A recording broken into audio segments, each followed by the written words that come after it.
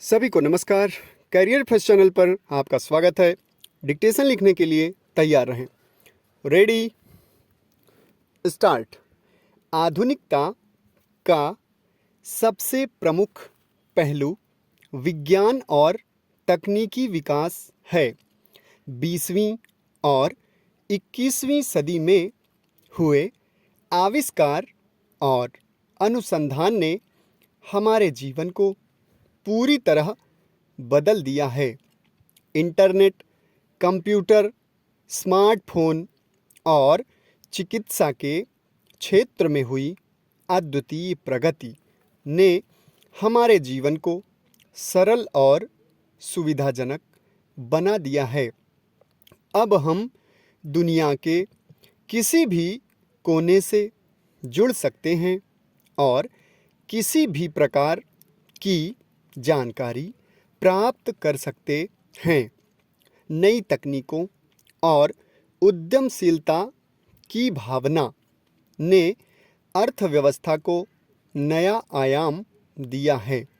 आधुनिकता ने हमारे जीवन को नई दिशा और दृष्टिकोण प्रदान किया है। यह परिवर्तन समाज के हर क्षेत्र में परिलक्षित होता है, चाहे वह विज्ञान और तकनीकी प्रगति हो, सामाजिक और सांस्कृतिक बदलाव हो, आर्थिक विकास हो या सामाजिक सुधार। लेकिन यह भी महत्वपूर्ण है कि हम इस प्रगति के साथ साथ पर्यावरण और नैतिक मूल्यों को भी ध्यान में रखें। इस प्रकार आधुनिकता का सही मायने में लाभ उठाते हुए हम एक संतुलित और समृद्ध समाज का निर्माण कर सकते हैं। माननीय अध्यक्ष महोदय, मैं इस अवसर पर इस सदन के समक्ष अपने विचार प्रकट करते हुए अत्यंत गर्व महसूस कर रहा हूँ। जैसा कि हम सब जानते हैं, हमारे देश ने पिछले कुछ वर्षों में अभूतपूर्व प्रगति की है। इस प्रगति का श्रेय हम सभी देशवासियों को जाता है, जिन्होंने अथक परिश्रम और संकल्प के साथ इस दिशा में योगदान दिया है। हमारी सरकार ने भी इस दिशा में महत्वपूर्ण नीतिगत कदम उठाए हैं, जिनका उद्देश्य देश की आर्थिक स्थिति को मजबूत करना और समाज के प्रत्येक वर्ग के विकास को सुनिश्चित करना है।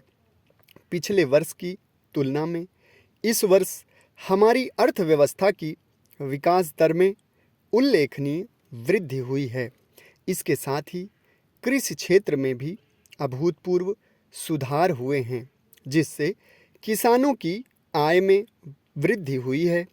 हमारी शिक्षा नीति में भी कई महत्वपूर्ण बदलाव किए गए हैं, जिनसे देश के युवाओं को बेहतर शिक्षा और रोजगार के अवसर मिल सकेंगे।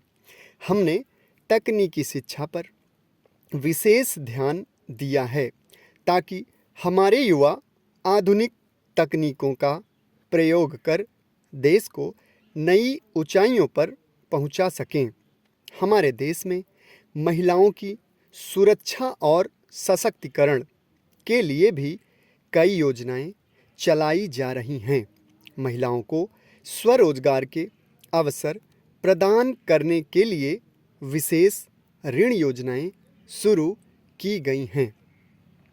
माननीय अध्यक्ष महोदय, अंत में मैं यह कहना चाहूँगा कि हमें एकजुट होकर देश की प्रगति के लिए कार्य करना चाहिए। हमारे सामने अनेक चुनौतियाँ हैं, लेकिन हमें विश्वास है कि अपने संकल्प और मेहनत के बल पर हम इन चुनौतियों को पार कर लेंगे और देश को विकास की नई ऊंचाइयों पर ले जाएंगे। धन्यवाद।